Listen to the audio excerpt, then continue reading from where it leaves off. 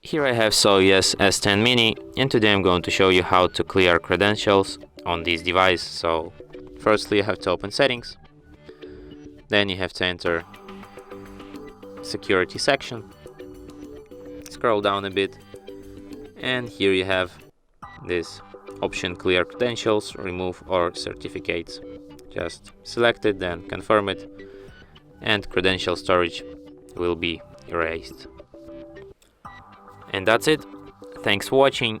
If you find this tutorial useful, don't forget to hit that like button and subscribe to our channel.